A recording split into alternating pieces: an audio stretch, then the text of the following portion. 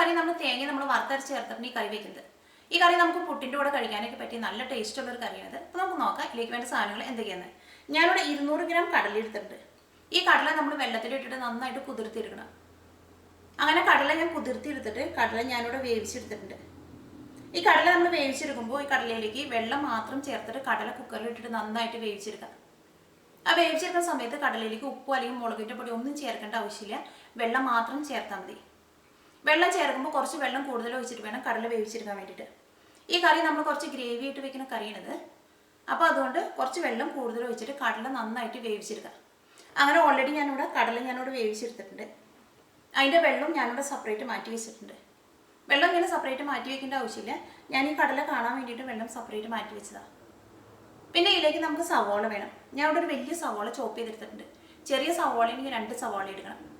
പിന്നെ കറിവേപ്പില, പിന്നെ ഒരു വലിയ കഷ്ണം ഇഞ്ചിയും ഒരു 3 വലിയ വെളുത്തുള്ളിയും കൂട്ടിയിട്ട് ചതച്ചെടുത്തിട്ടുണ്ട്. പിന്നെ ഒരു ചെറിയ തക്കാളി ചോപ്പ് ചെയ്തെടുത്തത്. വലിയ തക്കാളിയാണെങ്കിൽ ഒരു തക്കാളിയുടെ പകുതി എടുത്താൽ മതി. ഈ കറിക്ക് നമുക്ക് ഒരുപാട് പുളി ആവശ്യമില്ല. പിന്നെ ഒരു 1/2 ടേബിൾ സ്പൂൺ കടുക് എടുത്തിട്ടുണ്ട്. പിന്നെ ഗരം മസാല, അത് നമ്മുടെ ടേസ്റ്റിനനുസരിച്ച് നമുക്ക് ചേർക്കാം. പിന്നെ ഈ കറിയിലേക്ക് തേങ്ങ നമ്മൾ വറുത്തിട്ട് നമ്മൾ അരച്ച് ചേർക്കാണ് ചെയ്യുന്നത്. ആ തേങ്ങ വറുത്തെടുക്കാൻ വേണ്ടിയിട്ട് ഞാനിവിടെ 5 ടേബിൾ സ്പൂൺ തേങ്ങ എടുത്തിട്ടുണ്ട്. പിന്നെ ഒരു വലിയ ചുവന്നുള്ളി എടുത്തിട്ടുണ്ട്. ഈ ചുവന്നുള്ളി ഒന്ന് സ്ലൈസ് ചെയ്തിട്ട് വേണം തേങ്ങയിലേക്ക് നമ്മൾ വറുത്തെടുക്കുന്ന സമയത്ത് ചേർക്കാൻ വേണ്ടിയിട്ട്. പിന്നെ നമുക്ക് ഇതിലേക്ക് വേണ്ട മസാലപ്പൊടികൾ, ഞാനിവിടെ മുളകിൻ്റെ പൊടി എടുത്തിട്ടുണ്ട്. അത് നമ്മുടെ ടേസ്റ്റിനനുസരിച്ച് നമുക്ക് ചേർക്കാം. പിന്നെ മല്ലി വേണം, അതൊന്നുമില്ലെങ്കിൽ മല്ലി എടുക്കുക, അല്ലെങ്കിൽ മല്ലിയുടെ പൊടി എടുക്കുക. മല്ലി എടുക്കുന്നതായിരിക്കും കുറച്ചും കൂടി കറിക്ക് നല്ല ടേസ്റ്റ് ഉണ്ടാവുക. ഞാനിവിടെ 5 ടേബിൾ സ്പൂൺ മല്ലിയാണ് എടുത്തേക്കുന്നത്. അത് മല്ലിയുടെ പൊടിയാണ് എടുക്കണമെന്നുണ്ടെങ്കിൽ 2 ടേബിൾ സ്പൂൺ എടുത്താൽ മതി. പിന്നെ നമുക്ക് ഇതിലേക്ക് വേണ്ടത് മഞ്ഞൾപ്പൊടിയാണ്. ഞാനിവിടെ 1/2 ടേബിൾ സ്പൂൺ മഞ്ഞൾപ്പൊടി എടുത്തിട്ടുണ്ട്. അപ്പോൾ നമുക്ക് നോക്കാം എങ്ങനെ കറിയാക്കാന്ന്. ഇനി നമുക്ക് കടലക്കറി വെക്കാൻ വേണ്ടിയിട്ട് ഏറ്റവും ആദ്യം നമുക്ക് തേങ്ങ നമുക്കൊന്ന് വറുത്തെടുക്കണം. അതിന് വേണ്ടിയിട്ട് നമുക്ക് ചീനിച്ചട്ടിയിലേക്ക് കുറച്ച് വെളിച്ചെണ്ണ ഒഴിക്കാം. നമുക്ക് ചൂടായ വെളിച്ചെണ്ണയിലേക്ക് നമുക്ക് ഏറ്റവും ആദ്യം നമുക്ക് ചുവന്നുള്ളിയും തേങ്ങയും ചേർക്കാം. ആ തേങ്ങയ്ക്ക് നമ്മൾ വറുത്തെടുക്കുമ്പോൾ നല്ല കട്ടിയുള്ള പാത്രത്തിൽ വെച്ചിട്ടാണ് തേങ്ങയ്ക്ക് വറുത്തെടുക്കാൻ വേണ്ടിയിട്ട്. അല്ലെങ്കിൽ നമ്മൾ തേങ്ങയുടെ ഉള്ളിലേക്കൊക്കെ പെട്ടെന്ന് പുക കയറി പിടിക്കും. ഇതിലേക്ക് നമുക്ക് മല്ലി ചേർക്കാം.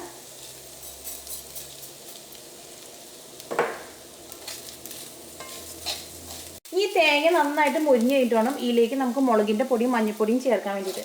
ആ തേങ്ങ നമ്മൾ ഇങ്ങനെ വറുത്തെടുക്കുമ്പോൾ ഒരു മീഡിയം ഫ്ലെയിമിൽ ഇട്ടിട്ട് വേണം തേങ്ങ നമ്മൾ വറുത്തെടുക്കാൻ വേണ്ടിയിട്ട്. തീ കൂട്ടിയിട്ടിട്ട് നമ്മൾ തേങ്ങ വറുത്തെടുക്കരുത്. അങ്ങനെ നമ്മൾ തേങ്ങ വറുത്തെടുത്തിട്ടുണ്ടെങ്കിൽ നമ്മുടെ കറിക്ക് ചെറുതായിട്ട് കൈപ്പരസം വരും. അപ്പോൾ ഒരു മീഡിയം ഫ്ലെയിമിൽ ഇട്ടിട്ട് കുറച്ച് സമയം കൂടുതൽ എടുത്തിട്ട് വേണം തേങ്ങ വറുത്തെടുക്കാൻ വേണ്ടിയിട്ട്.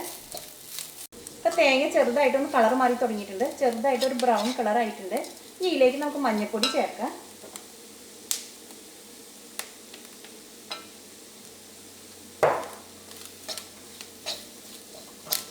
ഇനി ആ മഞ്ഞൾപ്പൊടിയുടെ ആ പച്ചക്കുത്തൊന്ന് പോയി കഴിയുമ്പോൾ ഇതിലേക്ക് നമുക്ക് മുളകിൻ്റെ പൊടി ചേർക്കാം. നമ്മുടെ മഞ്ഞൾപ്പൊടി നന്നായിട്ട് മുരിഞ്ഞിട്ടുണ്ട്. ഇനി ഇതിലേക്ക് നമുക്ക് മുളകിൻ്റെ പൊടി ചേർക്കാം. നമ്മുടെ എരിവിനനുസരിച്ച് നമുക്ക് ചേർക്കാം. ഞാനിവിടെ കാശ്മീരി മുളകാണ് ചേർക്കുന്നത്, അതുകൊണ്ട് ഇതിൻ്റെ എരിവ് കുറച്ച് കുറവാണ്, പക്ഷേ കറിക്ക് നല്ല കളർ ഉണ്ടാവും. ഈ മുളക് പൊടി നന്നായിട്ട് മുരിഞ്ഞിട്ടുണ്ട്. ഇനി നമുക്ക് തീ ഓഫ് ചെയ്യാം. ഇനി ഇത് നമുക്ക് നന്നായിട്ട് അരച്ചെടുക്കാം. ഇതിലേക്ക് നമ്മൾ ആവശ്യത്തിന് വെള്ളം ഒഴിച്ചിട്ട് ഈ തേങ്ങ നമുക്ക് നന്നായിട്ട് അരച്ചെടുക്കണം. തേങ്ങ നമ്മൾ അരച്ചെടുക്കുന്ന സമയത്ത് ഏട്ടാദ്യം തന്നെ നമ്മൾ വെള്ളം ചേർക്കരുത്. ഏട്ടാദ്യം തന്നെ നമ്മൾ വെള്ളം ചേർക്കാണ്ട് ഒന്ന് പതുക്കെ ഒന്ന് അരച്ചെടുക്കാം. അപ്പോൾ ഈ തേങ്ങ നമുക്ക് നന്നായിട്ട് പൊടിഞ്ഞു കിട്ടും. കാരണം എന്താ വെച്ചിട്ടുണ്ടെങ്കിൽ തേങ്ങ നന്നായിട്ട് മുരിഞ്ഞിരിക്കുകയാണ്, അതുകൊണ്ട്. എന്നിട്ട് തേങ്ങ നന്നായിട്ട് പൊടിഞ്ഞു കഴിഞ്ഞിട്ട് വേണം ഇതിലേക്ക് നമുക്ക് വെള്ളം ചേർക്കാൻ വേണ്ടിയിട്ട്. അപ്പോൾ നമുക്ക് പെട്ടെന്ന് തേങ്ങ നമുക്ക് അരഞ്ഞു കിട്ടും. തേങ്ങ നമ്മൾ വറുത്തെടുത്തത് നന്നായിട്ട് പേസ്റ്റ് പോലെ അരച്ചെടുത്തിട്ടുണ്ട്. അതിനുമ്പോൾ ഒരു കാര്യം പറയാനുണ്ടായിരുന്നു. എന്നോട് 2-3 പേരായി ചോദിക്കണം ഈ പാൻ എവിടെ നിന്നാണ് വാങ്ങിച്ചതെന്ന്. ഇതിന് പാൻ എന്നല്ല പറയാം, ഇതിന് വോക്കെന്ന് പറയാം. ഇത് ഞാനിവിടെ മേസീസ് എന്ന് പറഞ്ഞൊരു ഷോപ്പുണ്ട്, അവിടെ നിന്ന് ഞാൻ വാങ്ങിച്ചത്. ഇതിൻ്റെ ബ്രാൻഡ് നെയിം കെഫ്ലോണാണ്. ഇത് നമുക്ക് ഓൺലൈൻ വഴിക്ക് നമുക്ക് വാങ്ങാൻ വേണ്ടിയിട്ട് കിട്ടും. ഈ വോക്കിന് ഇതിന് മൂടി വരണില്ല, മൂടിയുള്ള ടൈപ്പ് നമുക്ക് വാങ്ങാൻ വേണ്ടി കിട്ടും. പക്ഷേ ആ വോക്കിന് ഇത്രയ്ക്ക് കട്ടി ഉണ്ടാവില്ല. ഞാൻ അങ്ങനത്തെ ഒരു വോക്കും വാങ്ങിച്ചിട്ടുണ്ടായിരുന്നു മൂടിയുള്ളത്. പക്ഷേ ഈ വോക്കിന് നല്ല കനമുണ്ട്, നമുക്ക് ക്ലീൻ ചെയ്തെടുക്കാനൊക്കെ നല്ല എളുപ്പമാണ്. ഈ വോക്ക് ഞാനൊരു 6 വർഷം മുമ്പ് വാങ്ങിച്ചതാണ്. ഞാൻ സ്ഥിരമായിട്ട് ഉപയോഗിക്കുന്ന ഒരു പാത്രമാണിത്.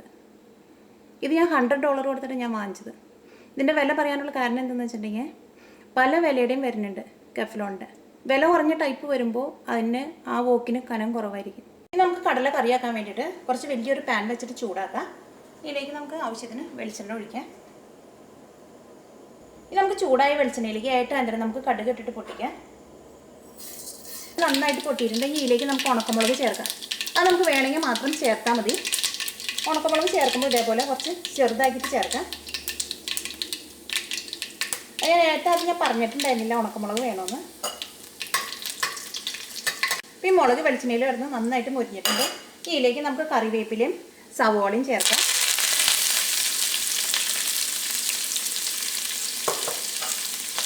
ഇഞ്ചിയും വെളുത്തുള്ളിയും ചേർക്കാം. ഈ സവോളയ്ക്ക് നന്നായിട്ട് മുരിയണം. ഇതിലേക്ക് നമുക്ക് തക്കാളി ചേർക്കാം. നമ്മൾ അരച്ച് വെച്ചേക്കണ അരപ്പ് ചേർക്കാം. ഇതിലേക്ക് നമുക്ക് കുറച്ച് വെള്ളം കൂടിയും ചേർക്കാം.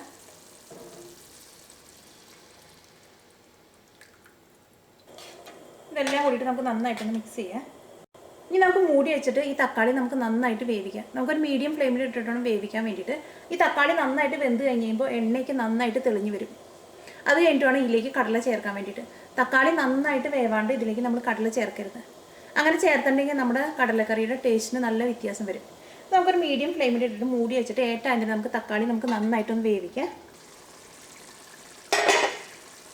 ഇപ്പോൾ നമ്മുടെ തക്കാളിക്ക് നന്നായിട്ട് വെന്തിട്ടുണ്ട്, എണ്ണയ്ക്ക് നന്നായിട്ട് തെളിഞ്ഞ് വന്നിട്ടുണ്ട്.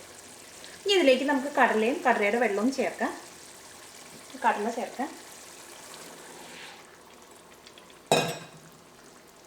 കടല വേവിച്ചെടുത്ത വെള്ളം ചേർക്കാം. നമുക്ക് തീ നന്നായിട്ട് കൂട്ടി വയ്ക്കാം.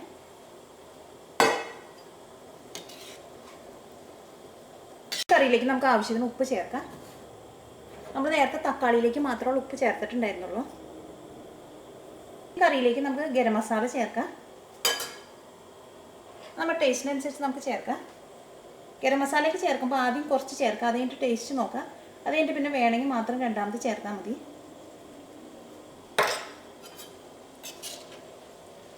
ഇതെല്ലാം കൂടിയിട്ട് മിക്സ് ചെയ്തിട്ട് ഇത് നമുക്ക് മൂടി വെച്ചിട്ട് ഈ കടല നമുക്ക് ഒന്നും കൂടി ഒന്ന് വേവിക്കണം. ഒരു മീഡിയം ഫ്ലെയിമിലിട്ട്. അപ്പോഴാണ് ഈ കടലയുടെ ഉള്ളിലേക്കൊക്കെ നമ്മുടെ ഈ അരപ്പൊക്കെ നന്നായിട്ട് പിടിക്കുള്ളൂ.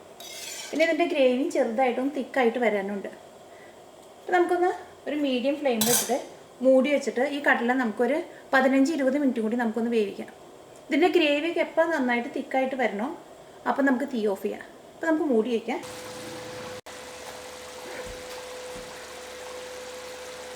നമ്മുടെ കടലക്കറിയുടെ ഗ്രേവിക്ക് ചെറുതായിട്ടൊന്ന് തിക്കായി തുടങ്ങിയിട്ടുണ്ട്. ആ കറി വയ്ക്കുമ്പോൾ ഒരുപാട് വെള്ളം പോലെ ഇരിക്കരുത്, ചെറുതായിട്ട് അതിൻ്റെ ഗ്രേവി തിക്കാവണം. എന്നാൽ ഒരുപാട് ഡ്രൈ ആയി പോവുകയും ചെയ്യരുത്. ഈ കടലയുടെ ഉള്ളിലേക്ക് മസാലകളൊക്കെ നന്നായിട്ട് പിടിച്ചിട്ടുണ്ട്.